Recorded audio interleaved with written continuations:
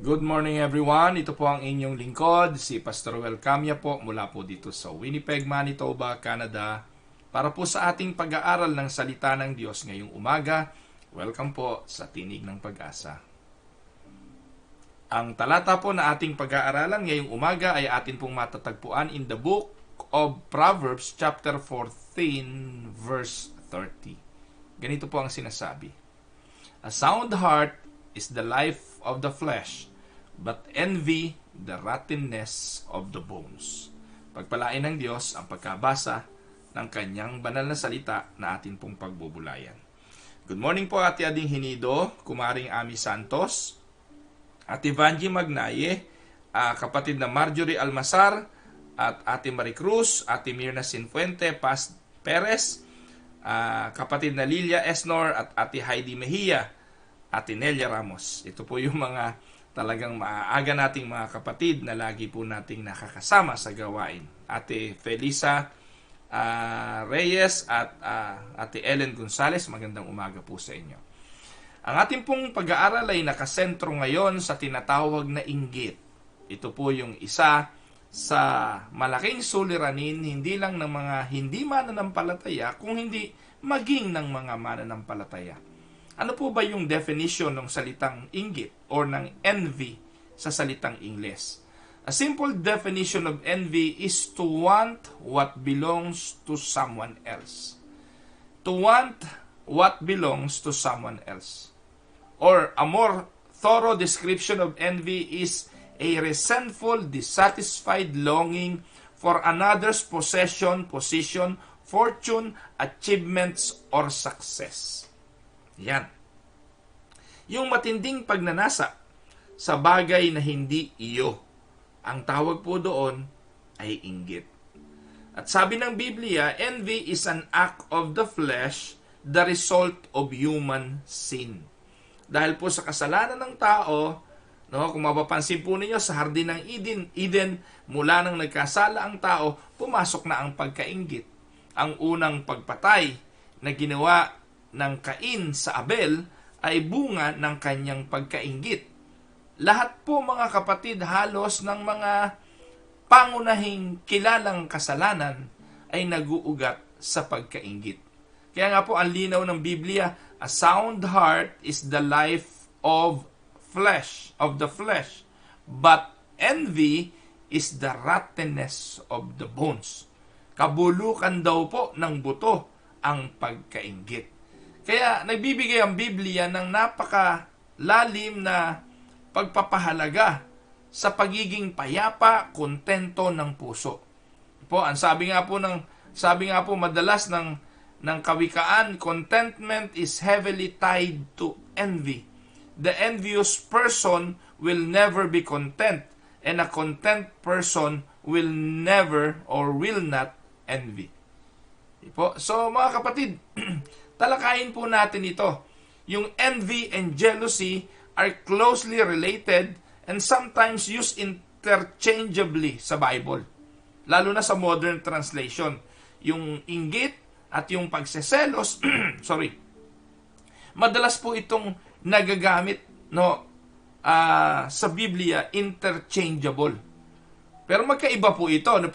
Envy is a reaction to lacking something that another person possess, while jealousy is a reaction to the fear of threat of losing something or often someone we possess. Magkaiba, no? Yung pong envy ay kagustuhan mong magkaroon ng bagay na wala ka, na meron ng iba. Samantalang yung selos naman ay ang reaction mo sa pagnanasang wag mawala yung bagay na meron ka na baka kunin ng iba.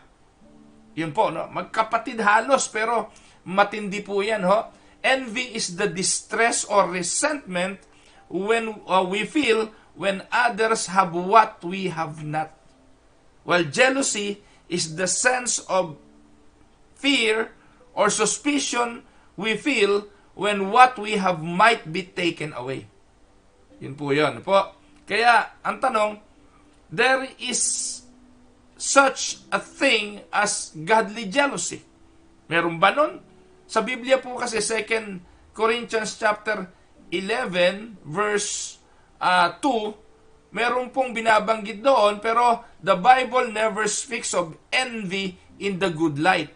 Yung pong jealousy ay meron pong binabanggit ang Biblia doon na para bang we can take jealousy lightly.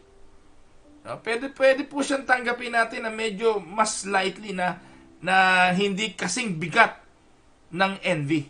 Ang envy po kasi we cannot take it lightly, but we need to take it seriously.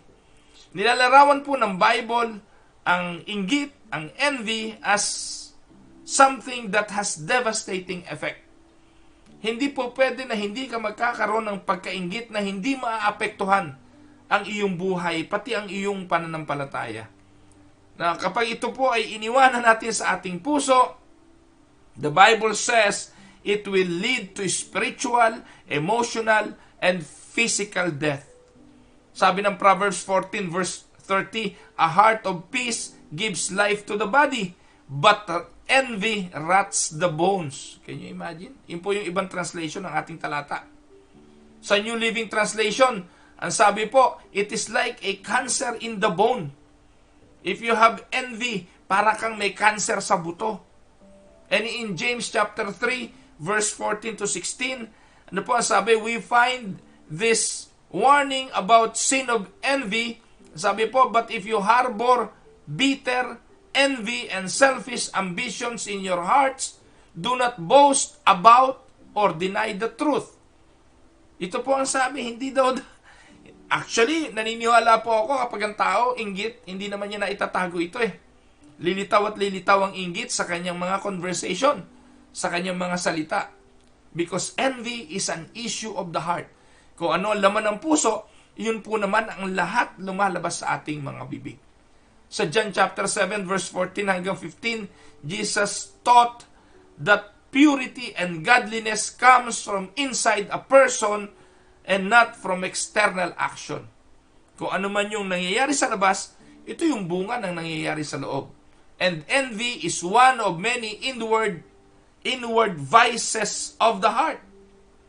It is an attitude of the heart. And don't forget, it is on the attitude of the heart that defile a person.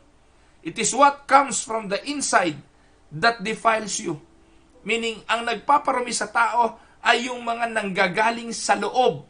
Ano po? Mark chapter 7, binanggit po ng Mark chapter 7 verse 20 to 23, ang salitang deceit, lustful desires, envy, slander, pride, foolishness. Ano po ang sabi ng Bible? All these vile things come from within, and they are what defile a person.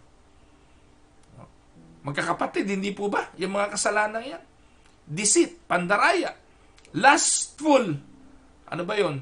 Lustful desires, yung pagnanasa ng pita ng laman.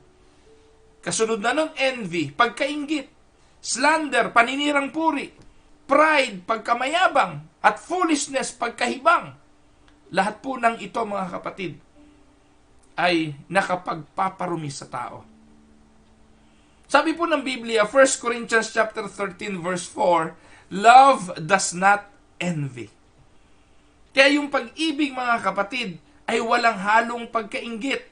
Kaya kung ikay naiinggit sa iyong kapatid, isa lang ibig sabihin, hindi mo sila mahal. Hindi po ba? Hindi po ba yung tunay na pag-ibig nagagalak sa tagumpay ng iba? Nagagalak sa promotion ng iba? Nagagalak sa pagyaman ng iba? Kapag umangat ang status ng iyong kapatid, galak na galak ka, kasi kapatid mo yon. Pero pag nagsimulang nainggit ka sa kapatid mo, ano po, alam niyo po mga kapatid, minsan kapirasong lupa lang. Kapirasong lupa sa paso, pinag-aaway-awayan. Manong makapagparaya? Yung konting bagay lang. Kapag ito po'y pinakinggan mo sa likod ng iyong tenga, ang sasabihin ng demonyo, dapat fair. Yung po salitang sana all. Ano po? Yung pong mga nausong mga salitang ito ay kawalan ng pagpaparaya. Kawalan ng pagbibigay at pagnanasang magkaroon ng iba at makalamang ang iba. Hindi ganon. ang nangyayari. Pero sabi ng Biblia, ang pag-ibig hindi naiinggit. Kahit na makalamang yung kapatid mo. Oh? Pero nakakalungkot po. The love of Christ is void of selfish ambition and desire. Philippians chapter 2 verses 3 to 8. Ang linaw niyan. Ang halimbawa ay Panginoong Jesucristo. Ang kanyang pag-ibig, walang halong inggit. And Christians are called to show and to dispense or to show love and not envy. Sabi ng 1 Peter chapter 2 verse 1, therefore rid yourselves of all malice and all deceit and all hypocrisy and all envy, slander and every kind. Now ang tanong, how do we accomplish this? Paano natin ito mapagtatagumpayan? So, aralin po natin ngayon. No? Medyo mahaba-haba. Total, Biyernes na naman po eh. Bukas wala nang pasok na po. At Sabado bukas, wala pong tinig ng Pag-asa tomorrow. Kaya, lubos-lubusin na natin ngayon. Kasi po magandang subject na pag-aralan ito eh. Sapagkat sa panahon natin ngayon, sa ayuda lang, nagkakaaway-away, nagkakasamaan ng loob. Nakita mo yung kapitbahay mo, nagbigay ng donation ng ayuda ang barangay. Nakalamang lang ng isang sardinas yung kapitbahay mo, isyung malaki na yun sa'yo. Hindi ka na makakatulog. Sama-sama loob mo, hindi parehas ang barangay. Binigyan ka na rin naman ng biyaya, pero dahil nakalamang ng isang sardinas o 1 kilong bigas ang kapitbahay mo, samang-sama ang loob mo, ano tawag doon? Di ba ang tawag doon ay inggit? The root of envy is a dissatisfied heart. The question is, when the heart will be satisfied? Wala naman pong satisfaction ng puso ng tao eh. Lalo na yung pusong masama. Lagi po tayong naghahangad ng konti pa. Naghahangad pa tayo ng sige pa. Di ba? Pinag-aralan na natin yan na nakaraang araw eh. Sa Luke chapter 12. Yung mayaman na magsasaka, umani ng marami. Nasatisfied ba yun? Hindi. Ang dami ng ani, giniba yung kamalig. Naggawa ng mas malaki para paglagyan pa ng mas marami pang ani. Ganun ang tao. Yung yumayaman dahil sa dumaraming pera, hindi yan nasasatisfied. Gagawa pa yan ng paraan para mas dumami pa ang pera. They will never be satisfied. Kasi hanggat merong mas mayaman sa kanya, pipilitin pa niyang magpakayaman para siya ang maging pinakamayaman. Ang tanong, pag ikaw na ba ang pinakamayaman, satisfied ka na? Hindi. Kasi satisfaction is a matter of the heart. Not on the amount of possessions you have. We experience envy when we cannot have what our heart desire. Pwede nga mga kapatid na ikaw ang pinakamayaman sa mundo, pero meron ang kapitbahay mo na wala ka at kaiinggitan mo pa rin ang buhay ng mahirap mong kapitbahay. Katulad ni Haring David.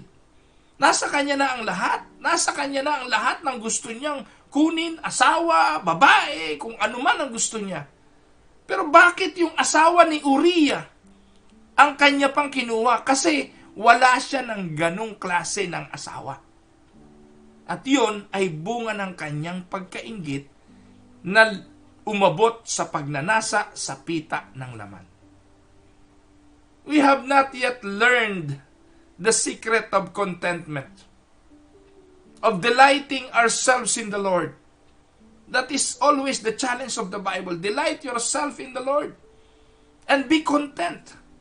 And the most effective way to avoid envy is to trust the Lord and to delight in Him. The thing is, ang hirap nitong gawin.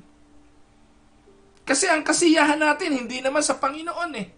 Ang kasiyahan natin ay bagong gadget, bagong flat screen TV, bagong adventure, bagong bahay, bagong kotse, lahat ng bago, lahat ng bagay na wala ang iba na ikaw ang una na kapagbibigay sa iyo ng pansamantalang satisfaction.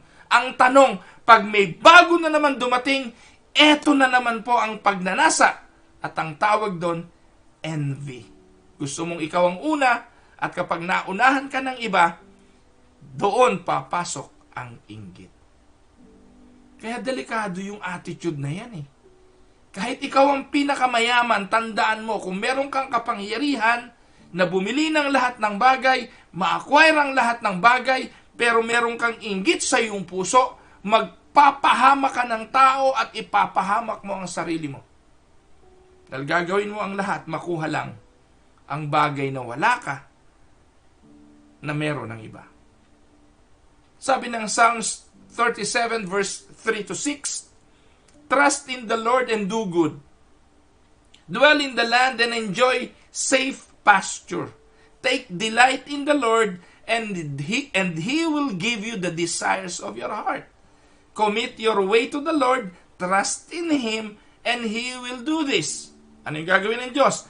He will make your righteous reward shine like the dawn, your vindication like the noonday sun. Yan ang gusto ng Diyos. Magtiwala tayo sa Kanya at tanggalin ang inggit sa ating mga puso.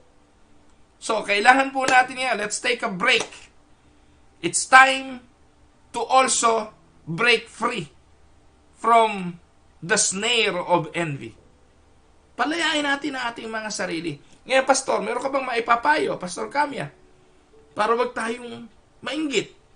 Ano yung mga dapat gawin para matalo natin ang pagkaalipin natin sa inggit? Bibigyan ko po kayo ng ilang pagpapayo ng mga eksperto when it comes to overcoming envy. No? Hindi po ako nagkakamali, natalakay ko na po ito minsan, pero ulitin po natin. No po, paano nga ba mapagtatagumpayan ng pagkainggit? Number 1, shift your focus to the goodness in your life. Para wag ka raw mainggit, sa halip na ang hanapin mo ay yung mga bagay na wala ka, ang tingnan mo ay yung mga bagay na meron ka. Kumpara mo yung mga meron ka sa mga bagay na wala ang iba. O sana naman, wag namang dahil doon, ang mga ibabaw ay yabang, pride. Wala kayo, meron ako. Hindi po gano'n, ano po? Ang purpose nito ay para labanan natin ang pagnanasa pa at huwag nang mainggit sa iba. Kasi meron ka naman. Ang problema ho kasi, yun nga yung satisfaction.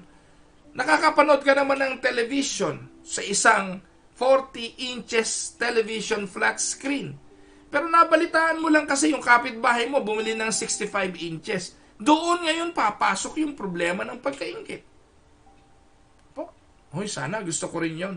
Hindi dahil mas convenienteng manood sa 75 inches, kung hindi dahil nandun yung satisfaction na tumabla, pumarehas dun sa meron ng iba.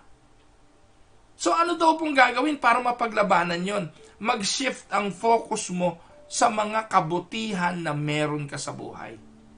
One of the biggest reason we envy the life of another is because we have begun to take our blessings for granted. Bakit ka naiinggit sa asawa ng iba? Kasi you take your wife for granted. Bakit naiinggit ka sa success ng mga anak ng iba? Kasi yung anak mo tinitake for granted mo. May mga blessing din ng asawa, may mga blessing din ng ating mga anak na hindi mo lang napapansin kasi nakafocus ka sa tagumpay ng iba. Nakuha niyo po? Anumang bagay na tinetake for granted mo, hindi mo ito mabibigyan ng pagpapahalaga. So anong focus ngayon dapat? Mag-focus tayo sa mga bagay na meron tayo. Huwag mong kakalimutan na meron ka ng mga bagay na wala rin ng iba. At hindi mo lang alam, baka naman sa kabilang bahagi ng fence, ikaw ang kinaiinggitan. Nakuha niyo po ba ang gusto kong sabihin? Simulan niyo magbilang. Count them again.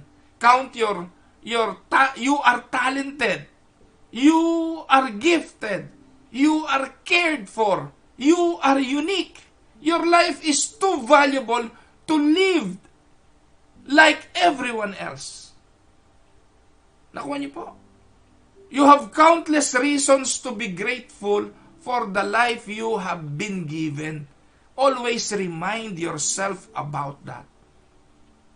Minsan po kasi pakiramdam natin, lagi tayong kulang, lagi tayong hindi sapat, Yung iba meron, tayo wala. Ang tawag doon inggit eh. Hindi po ba? At yung inggit na yan, hahantong sa pagkahabag sa iyong sarili. Pagkahabag na hahantong sa pagnanasa, pagnanakaw, paggawa ng masama, para makapantay sa iba. Mali. Bad. So shift your focus to the goodness in your life. Marami yun mga kapatid. Simulan mo lang magbilang. Hindi po ba? Pangalawa, remind yourself that nobody has it all. Nobody has it all. Umisip ka ng pinakamayamang tao na kilala mo ngayon. Marirealize mo, meron ding wala sa kanya. Meron din siyang kakulangan. Yun ang simpleng paraan para huwag kang mainggit eh. Umisip ka. Pinakamayamang lalaki na maraming pera pero iniwan ng asawa. Ngayon, kumpleto ba siya? Hindi. Milyonaryo, maraming mga sasakyan, ang daming bahay at lupain. May sakit naman at may karamdaman. Nobody has it all. Comparing your life with others is always a losing proposition. There will always appear to be people who have better than you. Walang question doon. Kapag nagkumpara ka, most of the time naman ang kinukumparahan natin, kapag ikay puno ng inggit, ang pinagkukumparahan natin, mga taong meron talaga. Mga taong higit kaysa sa atin. Lalo, alam niyo po yung mga reunion, no? Kaya ako madalas hindi nag-a-attend ng mga reunion eh. Alam niyo po, sorry no, pero most of the time, yung mga gigil na mag-reunion, ay hindi dahil sabik silang makita ang kanilang mga kaibigan. Most of those who are attending reunion ay para maipagmalaki ang kanilang tagumpay. Wala naman pong masama doon. Yung tagumpay mo, pagmalaki mo, nagtagumpay ka eh. Pero alam nyo, sometimes it leaves those people who did not succeed, no, a devastation in their life. Lalo na yung mga hindi nagtagumpay mong classmates. Pag uwi nun sa bahay, punong-puno ng ba't ba ako naka-attend pa? Si ganito, si Renato, si Pedro, si Julian, mga mayayaman na sila. Ako ganito pa rin. Diba? Sa halip na pagtuunan mo ng pansin, yung buhay ka, malakas ka, hindi mo naman alam kung ano pinagdadaanan ng mga yun eh. Marami rin nagkukunwari lang na nagtagumpay. Marami rin ang may fasad, no? Mayroong maskarang suot. Hindi natin alam kung bakit sila nagtagumpay, ano pinagtagumpayan nila. Maraming mga tao dahil sa kasamaan kaya yumaman, di natin yun alam. Kaya lagi mo lang ipaalala sa sarili mo, remind yourself always that nobody has it all. We always compare the worst of what we know about ourselves to the best assumptions we make about others. That's the problem. Tinitingnan natin yung pinaka-worst situation natin at ikinukumpara natin sa pinakamagandang pangyayari sa buhay ng iba. Mali yun. Be reminded, nobody has it all. Each person you meet experiences problems. They have trials. They have weaknesses. Katulad mo rin. And this is what makes us human. Nobody is exempted. Nobody has it all. And I would like to give reiteration. Nobody. Hindi pwedeng sana all. Tigilan nyo yung kasa sana all. Remind yourself. Number 3. Avoid people who habitually value the wrong things. Ayan. Ang inggit ay nangingibabaw, depende po yan sa iyong pinapahalagahan. Ano po? If you spend all your time with people who compare the latest fashion, the latest gadget, the latest car edition, you are going to start desiring the latest fashion, latest car edition, latest gadget. If you spend all your time with people who talk about salaries, careers, their cars, extravagant vacations, you are going to naturally fall into the inevitable trap of comparing your possessions to theirs.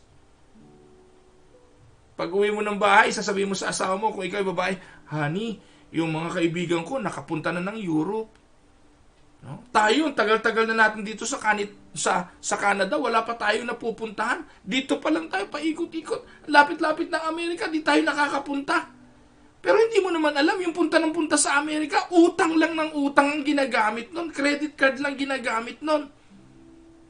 Awa ng Diyos, ikaw wala kang utang. Minsan po yung dissatisfaction kasi gusto natin makagaya lang. Naku, honey, malapit nang mag-winter. Hindi na naman tayo nakalabas nitong taon na to. No? Yung iba nakapasyal, nakapunta sa Grand Forks, nakapunta sa Minnesota. Kung saan sila nakarating, tayo dito lang tayo sa Winnipeg.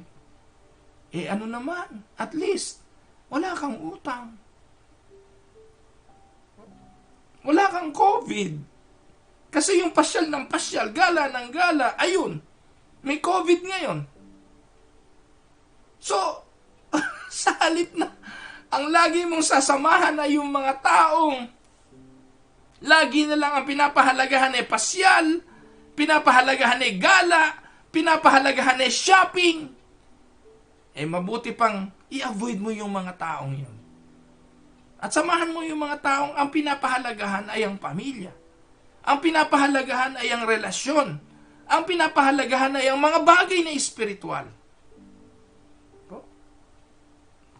Well, sorry baka ma-misinterpret na naman ako ng mga namamasyal.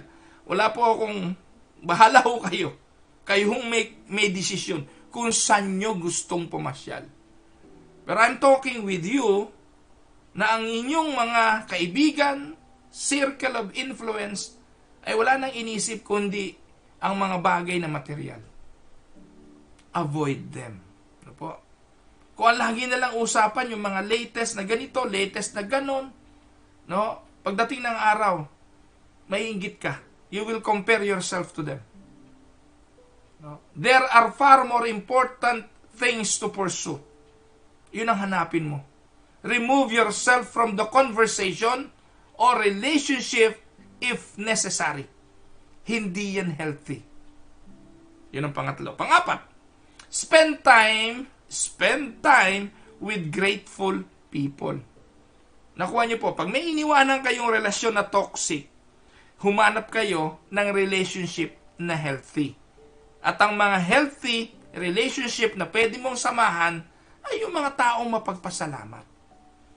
Kaya po yung mga small group namin dito sa Winnipeg Unida, bago magsimula, nagsishare muna kami ng mga Thanksgiving, ng mga pasasalamat. Bakit? Kasi ang sarap pakinggan yung Thanksgiving ng isang kapatid, pasasalamat ng ganong kapatid. Because gratitude also is highly contagious. Find grateful people who experience contentment in their lives and spend quality time with them. Yung bang simpleng bagay lang pinapasalamatan, yung konting bagay lang pinupuri ang Diyos dahil sa mga blessings, nakakahawa rin yun. Without you knowing it, ikaw magiging grateful na rin. Kasi mapagpasalamat ang lagi mong kasama. Pero kung asawa mo, yun lagi reklamo, lagi na lang, naku, wala pa akong ganito. Uy, meron ka na bang ganitong klase ng halaman? Uy, dun sa gano'n, sa plant mama, meron nun. Wala ka namang pambili. Maingit ka lang. Uy, may bago kaming kotse, may bago kaming bahay. Di ba? So, ang samahan mo, yung mga grateful na tao. Hindi yung nang-iinggit. You can find them in a lot of ways. Sa mga small group ministries, sa church gatherings. But the more you invest your time with this kind of people, the more their spirit will become your spirit too. And soon, others will desire what you have. Amen? Yun ang pangapat. Konti pa. Panlima. Understand, take note of this, no? Understand that marketers routinely fan the flame of envy. Iwasan mong magpapanood ng mga kung ano-anong mga commercial. Alam niyo mga kapatid, eto, subukan mong mag-search sa Amazon. Hindi ka pa mga 5 minuto ka pa lang sa Amazon. Mapapansin mo, naku, wala ako nito. Iwasan niyo magtitingin sa mga flyers. Naku, sale. Gusto ko to. Mga kapatid, minsan kahit hindi nyo kailangan. Kapag nakita mong merong bagong ganito, may bagong ganon, 10% discount, kahit hindi mo kailangan, mapapabili ka. No? One of the most effective tools for advertisers in our culture is to foster jealousy and envy among us. Hindi niyo po ba napapansin? Wala namang model ng skincare products na hindi ubod ng ganda. Wala naman pong model ng mga t-shirt na hapit na kung hindi mga macho. Nakakita ba ho kayo ng yung katulad ng itsura ko na naging model ng t-shirt? Yung auntie yan ubod ang laki. Sino bibili ng t-shirt kung ganong ang model ang laki-laki ng tiyan? Wala. Ang gagamitin nila yung mga sexy, ang ganda ng katawan, para magmukhang maganda yung kanilang produktong ibinebenta. Dahil doon, no, ikaw na, laki ng tiyan mo, naku, kailangan akong mag-diet para mabili ko yung t-shirt na yun. Magkakaroon ka ngayon ng pagkaingit. No? The marketer can drive us to great length to acquire yung bagay na yun. Hindi niyo po ba napapansin? Bakit? Rainbow vacuum cleaner. No? Ang ganda naman nga kasi. Yung vacuum na yun, ang ganda. Nangihiram po kami nun eh. Ako nangihiram lang kasi hindi ko kaya presyo. 5,000. Pero bakit napapabili ang iba? Minsan, alam niyo po, kasubuan na lang. Kasi ang gagaling ng mga marketing strategy niyan. Libreng rainbow diffuser. Pababanguhin ang buong bahay mo. Pangati lang yun, pangati. Trap yun, trap. Marketing trap yan. Naku po, ahente rin ako mga kapatid. Medical rep ako eh. Alam ko yan. At kaya hindi po ako nagpapademo niyan. Kasi po, marketing person ako. Alam ko po, mahuhulog din ako doon. Kasi ang gagaling yan. O yung kapitbahay mo, meron ito. Pag ito nasa bahay mo, yung lahat ng alikabok, untimong maliit na alikabok, tanggal yan. Yung mga vacuum mo na yan, hindi na hihigop yung dumi. Pero itong rainbow, tanggal lahat yan. Ganon kagagaling. Salad Master. Ba't ka mapapabili ng Salad Master? 4,000 kasirola. Ano kailangan iluto? Steak ba lulutuin mo doon araw-araw? Magigisa ka lang ng munggo, kailangan mo pa yung Salad Master na 4,000? Pero bakit ka napapabili? Kasi ang pambobola, sorry, hindi pambobola, is marketing strategy nila yan. Nagigisa ng walang mantika. Pero kahit anong sabihin nyo, walang lasa. Hindi masarap. Kusinero po ako. Gagamitan ko pa rin ng mantika yan kahit Salad Master yan. Dahil ingredients talaga ng paggigisa ang mantika. Kahit anong sabihin nyo, hindi kayo uubra sa akin pagdating sa ganyan. Kasi nabuhay ang nanay ko at namatay po siya sa edad na 60 nang hindi naman gumamit ng Salad Master. Kailan na lang naglitawan yan? Hindi ko po sinisiraan ng Salad Master, pero lahat ng nakikinig ng sa akin ngayon, 80 mahigit, palagay ko, nakumbinsi ko kayo, don't buy those things. Those are waste of money. Palayok lang, katalo na mga kapatid. Kaya mong iluto ang lahat sa simpleng kaserola, sa simpleng kawali. And you don't need $4,000 worth of cooking utensil. Ngayon ang tanong, bakit bumibili ang iba? Kasi yung kapitbahay niya si kumari niya meron Siya wala. Sorry pero yung mga may Salad Master na andyan na yan no? Hindi ko po kayo pinapagalitan. Bayad na naman ninyo Tsaka, pinipilit nyo naman kumbinsi yung sarili nyo, okay Di okay na rin nga yan.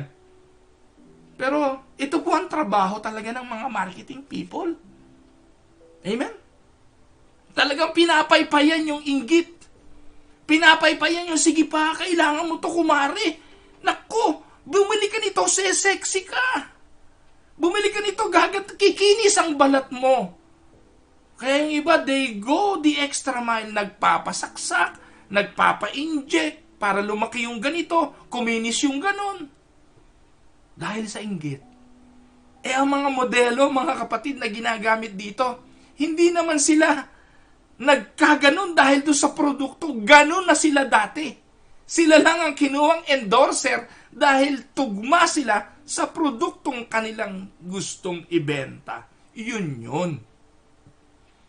Amen? Pang-anim tayo, no?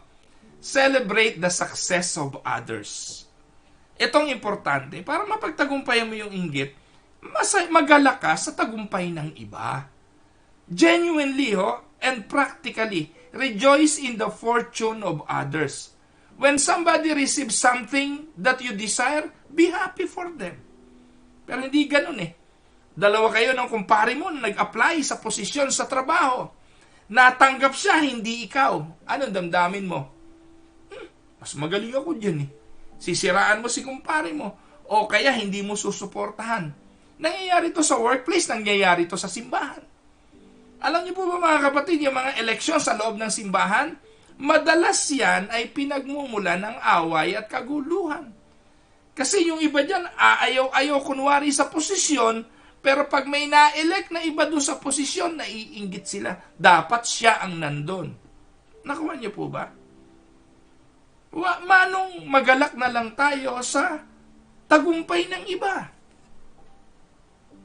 Yung mga anak ng iba nagtagumpay, magalak tayo. Let us rejoice with them. Yung minsan nga, magkakapatid no? Magkakapatid.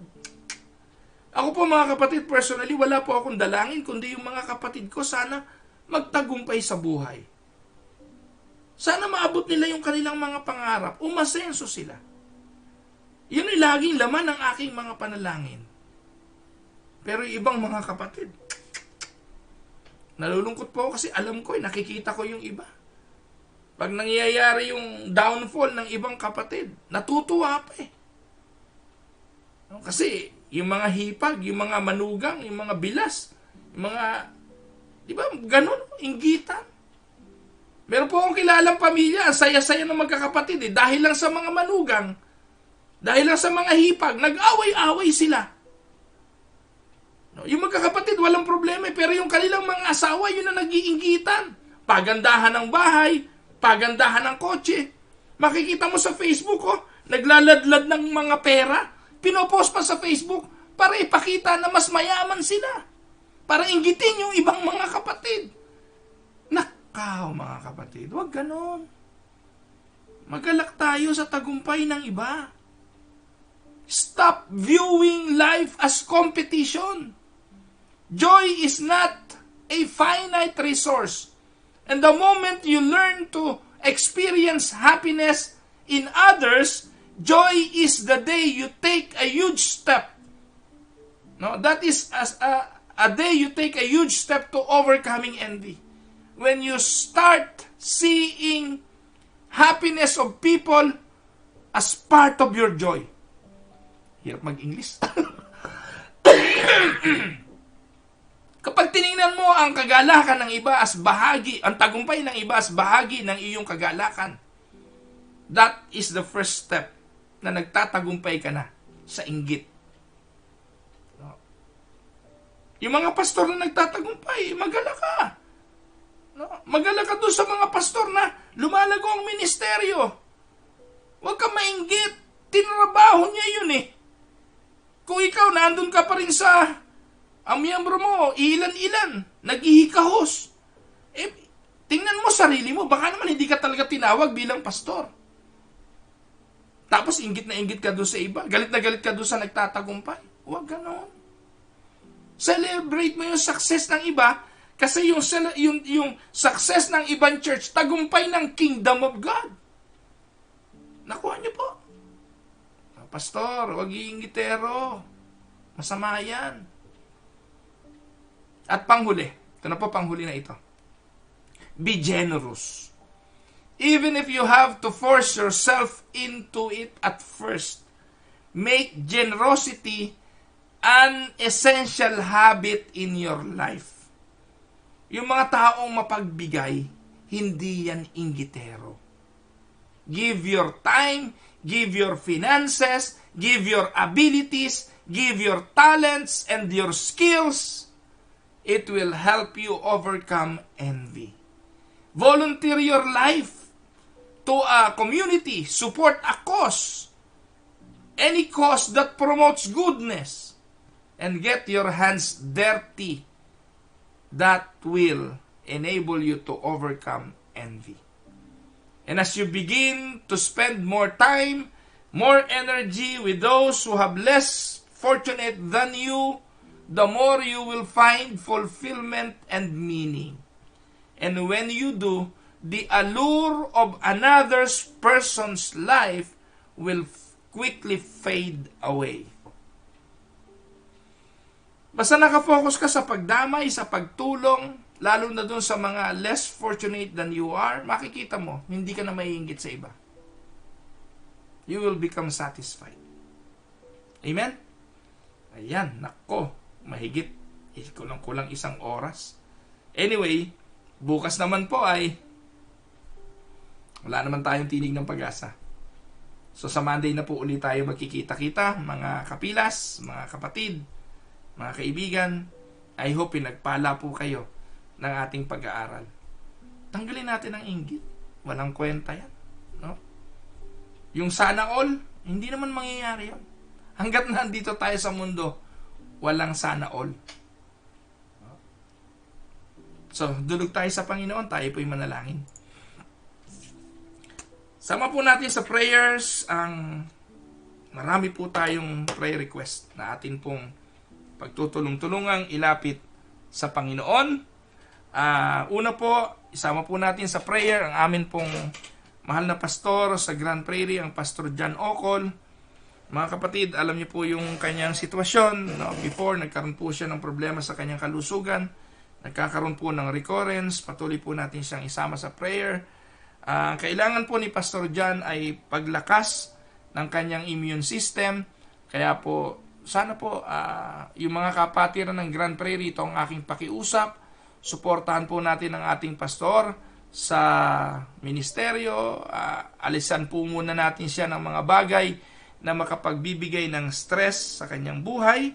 At patuloy po na maranasan niya ang paglakas ng kanyang pangangatawan.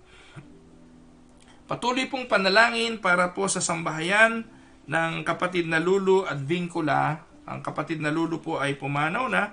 Dalangin po namin ang pamilya at ang amin pong pakikiramay.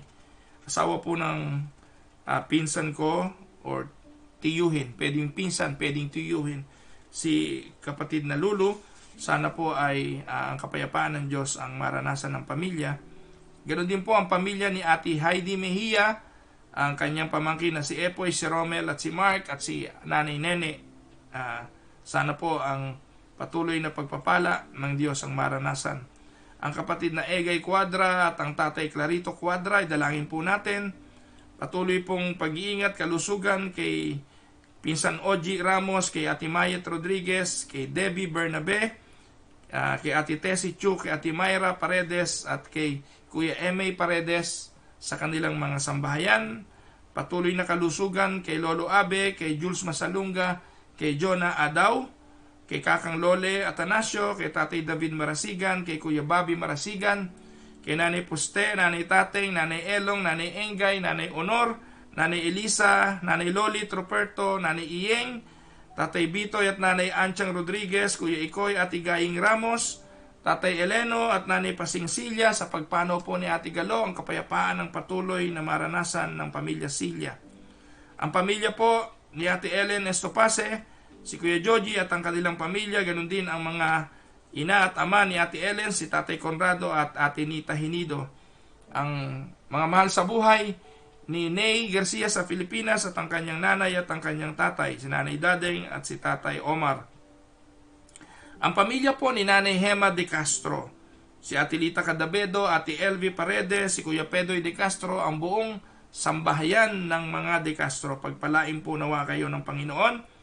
Ang Uncle Urong at si Auntie Huli, ni Dang, ang patuloy na kalusugan ng pangatawan, ang idalangin natin sa kanila. Si kapatid na Tess Asturias, si Nestle, si kapatid na Jesser, si Ate Tess Manuel, si Ate si kapatid na Mirna Gonzales, ang patuloy na pagpapala at kalusugan para sa Nanay Nesto at Tatay Nesto at Nanay Elisa ni Ate Laila Lontok. Salamat at COVID negative naman si Nanay Elisa.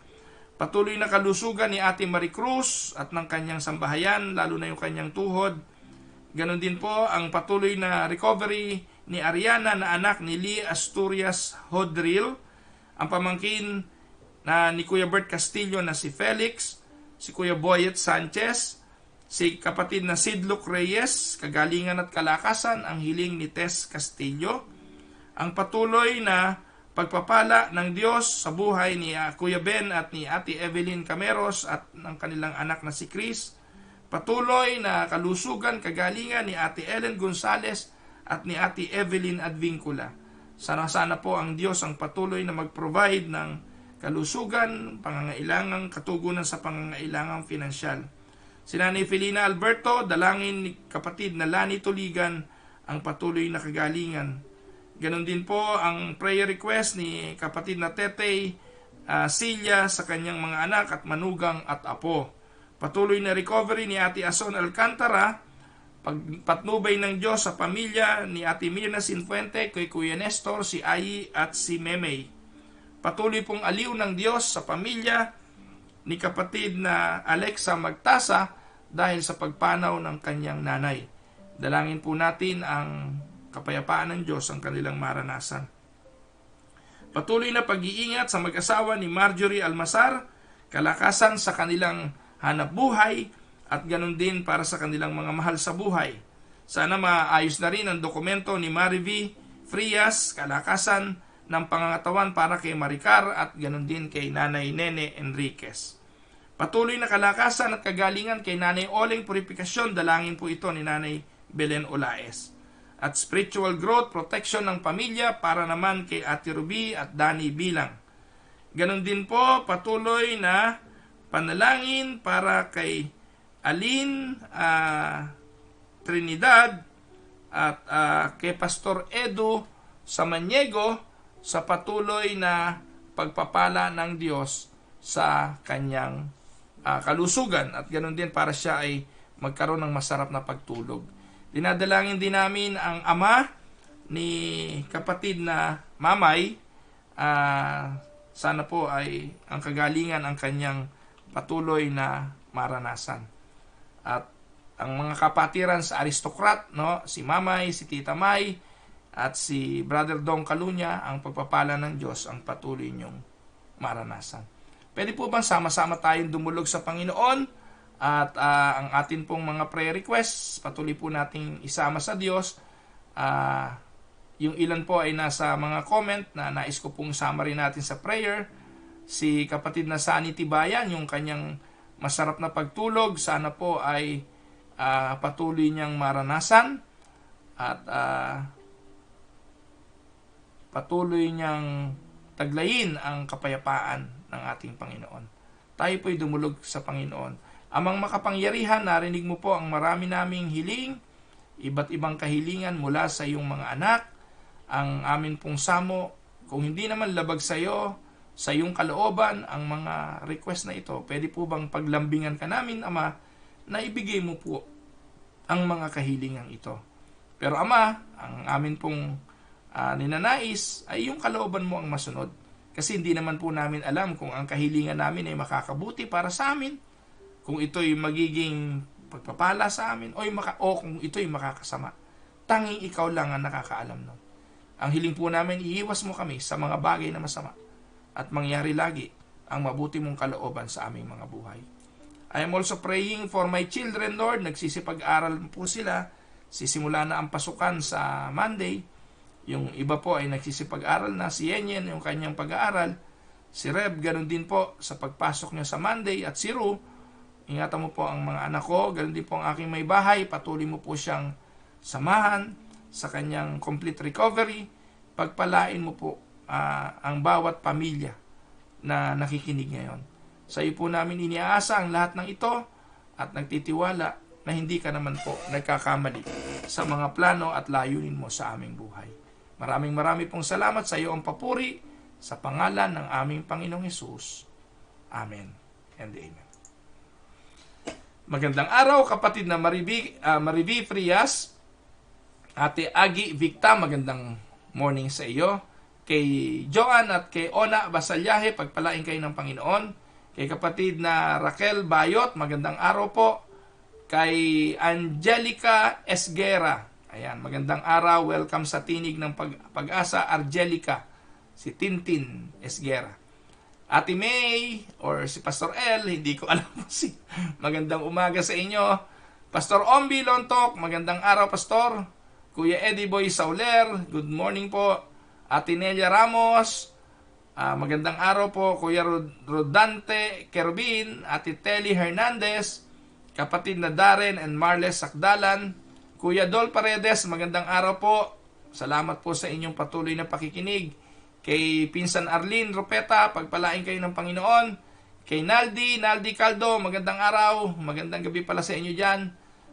Kay Nanay Neneng Sintos, kay Ate Estelita Tibayan, mga taga-Lumil, pagpalain po kayo ng Panginoon. Mga taga-Lumil, taga-Bukal, no, nakakatuwa, iba't ibang simbahan po natin to sa Pilipinas. Kapatid na Nelia Nasaire, magandang araw. Marjorie Enriquez Almasar, ito po ay nasa Amerika, magandang araw sa iyo kapatid. Si Angelique Cilia, welcome sa Tinig ng Pag-asa. Palagi ko, mga pinsan ko ito. Kung hindi ko mga pinsan, mga pamangkin.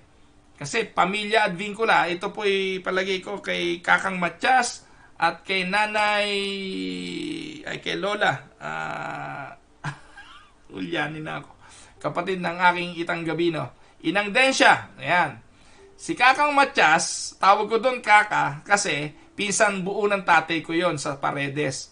Ang asawa niya, Inang Densya, kapatid naman ng aking Itang Gabino. Kaya, kung titingnan ko sa side ng Kakang Matias, sina Ate Ellen Gonzales, pinsan ko. Pero sa side ng Inang Densya, tiyahin ko sila. Kahit saan, sa pool, ano po. Kaya yan, welcome sa Tinig ng Pag-asa, Pamilya at Vincula. Yan. Si Ate Agi Victa, Nanay Hilda Mendoza from Fox Creek naman po ito, Alberta. Marami pong salamat at pagpalain po kayo lagi ng Panginoon. Sabi ni Pastor Ombi Lontok, bakit ka nga maiinggit sa di mo naman pinagpaguran? Tama nga naman, hindi po ba? Hindi natin alam kung gaano kahirap bago na-achieve yun ng iba, tas iinggit ka lang. Kapatid na Cora Dolor, magandang araw po sa inyo. Kapatid na Carolina Bukiran. Ayan, so I hope na pagpala po kayo sa mensahe natin ngayong umaga. Alam niyo po, gusto ko po sabihin sa inyo na mayroong mga small group na ginagamit po yung ating video para po sa kanilang mga discussion. Pwede niyo po itong gamitin. Yung mga pastor, gusto niyo pong gamitin ito sa mga mensahe, pulpit ministry niyo, pwede po. Baguhin nyo lang ng konti. Kanya-kanya naman pong pagluluto yan. Para po kayo na malengke, kumuha po kayo ng mga rekado, lutuin niyo tapos ipakain nyo sa iba. Ganon din po ang mga sermon. Hindi po lahat ng naririnig nyo sa akin ay sarili pong katha. May mga bagay po na pinulot ko dito, kinuha ko doon, pinag-halo-halo. Ganon lang po yan. We have resources nowadays, kaya walang dahilan para ang pastor ay maging tamad. Walang dahilan para ang pastor ay hindi makagawa ng mensahe araw-araw. Kasi po, nakakapag-YouTube nga kayo, nakapag-Facebook nga kayo, kung ano-ano napapanood nyo. Yung pamensahe hindi magawa. Nakakapag-bisikleta nga kayo kung saan-saan, nakakapag-push up nga kayo 25 araw. Bakit hindi yung sermon ang gawin? Hindi po ba, Pastor Ombe? Ayan, hindi po galit, nagpapaliwanag lang. Good morning, kapatid na Agnes Kausarin. Pagpalain po kayo ng Panginoon. Kapatid na Bettina Derder. Ayan, magandang araw kapatid. Welcome po sa Tinig ng Pag-asa. May mga bagong pangalan po akong nakikita. Ano po? Alam niyo po, natutuwa ako. Umabot tayo ng almost 90 ngayon. No, nakakatuwa. Pag dumami pa ng dumami yan, ako sige, magiging viral na po itong Tinig ng Pag-asa. At iyan po ay nasa kapangyarihan ng inyong mga kamay. Just keep on sharing. Ano po? Pamilya po yung nakikita kong nanonood, nakakatuwa po. Sana kahit tapos na yung pandemic, nandyan pa rin kayo at patuloy na nanonood. Ayan. Good morning, Kuya David Manipol. Ito po, talagang diehard po ito, Tinig ng Pag-asa. Si Kuya Larry Montillano, yan, mga diehard po yan. Sineshare po talaga ni Kuya Larry Montillano ang ating mga video. Ate Neni Enriquez, magandang araw po. Kuya Eric Maynes, magandang araw. Ayan, yung mga diehard po natin talaga na nanonood po sa atin araw-araw. Sina Kuya Eric Maynes, sina Ate Mirna Sinfuente, magandang araw po. Lalo po ito, si Lily Camyalu, yung aking pinsan. Nasa California po yan. Araw-araw po yan nanonood. Nani Belen Olaes, si Nani Belen, hindi lang po Tinig ng Pag-asa, pati Ruel Camya TV, isineshare po niyan. Ayan, talagang pagpalain po kayo ng Panginoon, Nani Belen. Kapatid na Marivic Mikiabas, magandang araw po sa inyo. Sana po ay samahan kayo ng Panginoon. At, pamilya po ni Tess. Ayan, so pagpalain po kayo ng Panginoon. Kapatid na Cora Dolor, ayan, kapatid na Sunny Tibayan, ito po si kapatid na Sunny Tibayan, recently ko lang nakikita pangalan niya, pero halos araw-araw ay nanonood na rin siya. Pagpalain po kayo ng Panginoon. Ate Celi Advincula, magandang araw po sa inyo. Kapatid na Rodante Kerubin, Ate Tess Asturias, magandang gabi sa iyo. Ate LV Paredes, kapatid na Delia Magkawas at si Kuya Ban Magkawas. Ito po, sila po, araw-araw din nanonood to. Pagpalain po kayo ng Panginoon, Ate Del. Ayan, si Ate Telly Hernandez, patuloy pong pagpalain ng Diyos ang inyo pong kalusugan. Kay kapatid na Evelyn Cameros, kay Argelica Esguer, ayan, nabasa ko na po kanina. Ayan, sabi ni Tetey, opo, kamag-anakan niyo po kami, Silya at Advincula. Opo, marami pong salamat sa inyong patuloy na panonood. Si Sara at si Predicador June Colina, ayan, lagi rin nanonood yan. Pre June, magandang araw. I hope na magkita tayo dito sa Canada. No? Sana po sa kalooban ng Diyos. Ayan, sino pa ba? Hindi ko nababasa. Si kapatid na Joy Reyes, magandang araw po. Si Lani Tulagan, ayan, magandang araw. Ayan, so, ayan. Sabi po ni Angelique, sharing Tinig ng Pag-asa para mas dumami pa po ang mga anak ng Diyos ang magbalik loob sa Kanya. Salamat, Angelique. Ayan, so, yun po. Isang oras tayo ngayon ang Tinig ng Pag-asa. Nakko. Ayan, total Biyernes naman eh. Okay po yan. At ngayon pong oras na ito ay 9:30 na po ng gabi sa Pilipinas. So maraming pong salamat sa patuloy niyong pagsubaybay, pakikinig, at pasyalan niyo rin po yung aking YouTube channel, yung Ruel Camya TV. Po, malaking bagay po yun. Ano ba yung latest video natin doon? Nagsigang po ako ng tinapa. Yung mga nakamis po, paano magsigang ng tinapa at harabilya, naku, mapapanood nyo yun sa channel ko. Mamaya po, magluluto naman tayo ng